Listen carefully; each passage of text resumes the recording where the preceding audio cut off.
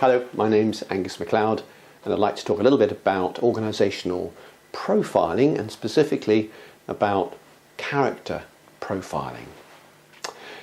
When we profile organisations, the objective usually is to set down some series of factors about where we are now and then establish a series of factors for where we want to be. And that enables us to measure and gap manage as an organisation in order to move from A to B over time. Now, another way of doing this, which I established in my book, Me, Myself, My Team, is to think about the character of an organisation as if that organisation was an individual. In other words, to personalise the organisation in human factors.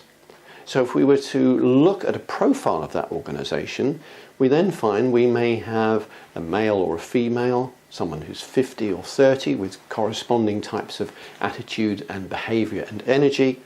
It will have perhaps good health or slightly off health in some way. It may be more or less open, more or less honest, more or less trustworthy, for example.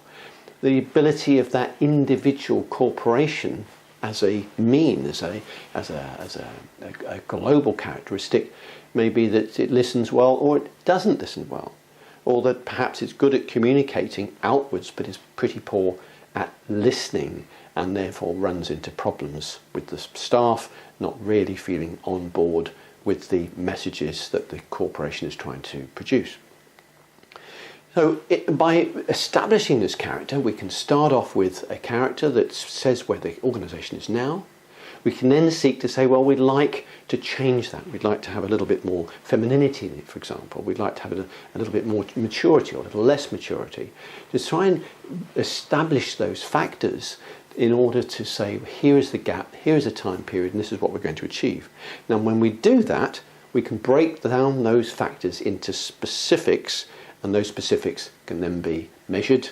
Those specifics can be used in order to move the performance of the organisation and the behaviours of that organisation, to move those behaviours and performance, to move them on over time. And that's called work culture change, of course.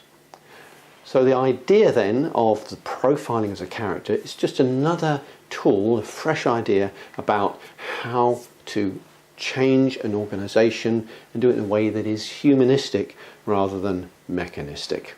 So I hope that's helpful, and thank you for listening.